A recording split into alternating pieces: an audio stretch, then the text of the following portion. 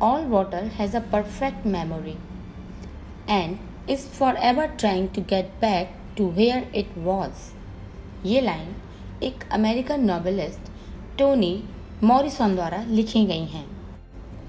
पानी की एक याददाश्त होती है और इस मेमोरी को फॉलो करते हुए पानी जहाँ से आया है वहीं वापस जाने की हमेशा कोशिश करता रहता है। लेकिन क्या ये बात इंडियन टेक कैपिटल बेंगलोर में हो रही है? इंडियन टेक कैपिटल बेंगलोर लगभग पूरी तरह से वाटर लॉक्ड है और दूसरी अदर सिटीज़ को वार्निंग दी जा रही है।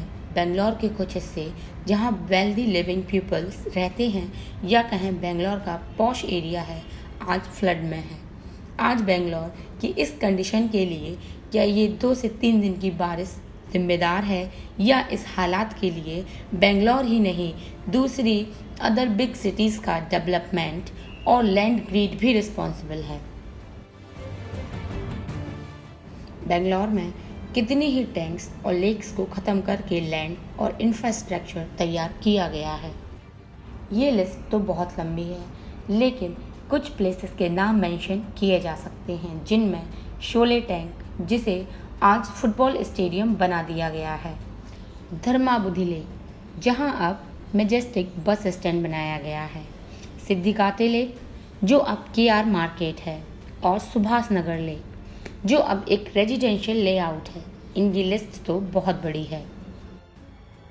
बेंगलोर के पता नहीं ना जाने कितने ऐसे ही टैंक्स और लेक्स हैं जिनके अब सिर्फ नाम रह गए हैं। एक रिपोर्ट के हिसाब से 1960 तक बेंगलोर में 280 लेक्स और टैंक्स थीं, जो अब सिर्फ 80 लेक्स ही रह गई हैं। इन लेक्स पर बस स्टैंड्स, स्टेडियम कॉम्प्लेक्स आदि बना दिए गए हैं। बेंगलोर की most of the lakes man made हैं। इनका निर्माण 16वीं शताब्दी में वाटर मैनेजमेंट के पर्पज से ही करवाया गया था। संडे को बेंगलोर में सितंबर का सबसे हैवीएस्ट रेनफॉल रिकॉर्ड किया गया, लेकिन इस कंडीशन को आसानी से हैंडल किया जा सकता था। ऐसा नहीं है कि बेंगलोर, मुंबई, दिल्ली और दूसरे महानगरों में जहां 2 से 3 दिन की हैवी रेन में ही फ्लड आ जाता है, अभी से ये बारिश होने लगी है या पहले नहीं होती थी।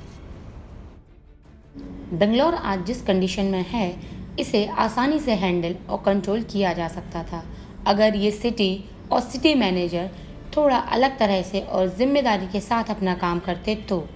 जैसे कि बेंगलोर को टेक सिटी ऑफ इंडिया कहा जाता है।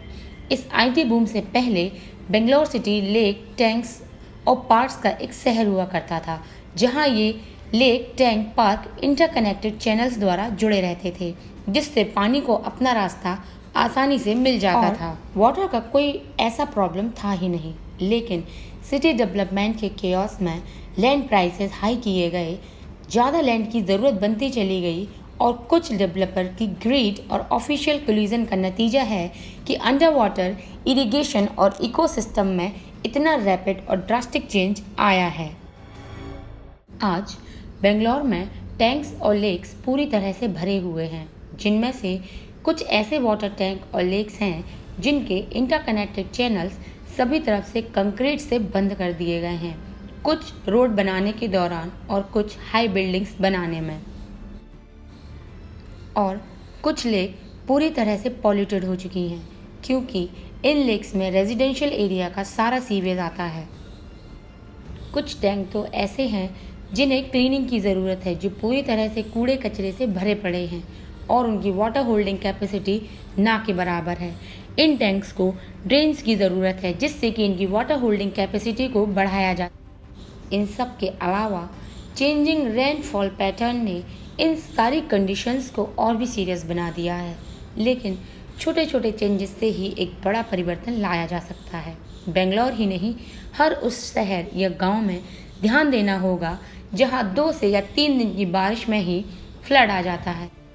वाटर स्टोरिंग एरिया के साथ साथ हमें उनके रख रखाव पर भी ध्यान देना होगा और सारे कनेक्टिंग चैनल्स को क्लीन रखना होगा, जिससे पानी घरों और सड़कों पर भरने के बजाय आसानी से कनेक्टेड चैनल्स के द्वारा स्टोरेज स्पेस में जा सके। बेंगलोर के वे एरियाज़ जहां स्टॉर्म वाटर ड्रेनेज को हाल ही में रिपेयर किया गया है, वे एरिया इस प्रॉब्लम से अभी बचे हुए हैं, लेकिन वह एरिया अभी प्रॉब्लम में है जहां लॉक ड्रेनेज को इग्नोर किया गया।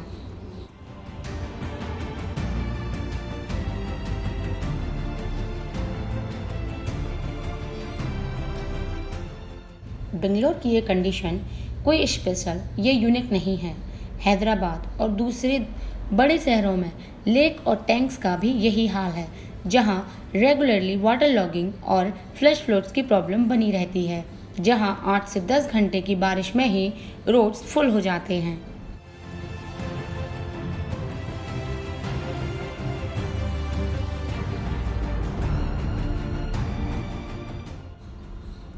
अपनी राय हमें कमेंट सेक्शन में ज़रूर दें, वीडियो को लाइक करें, शेयर करें और इस चैनल को सब्सक्राइब करें।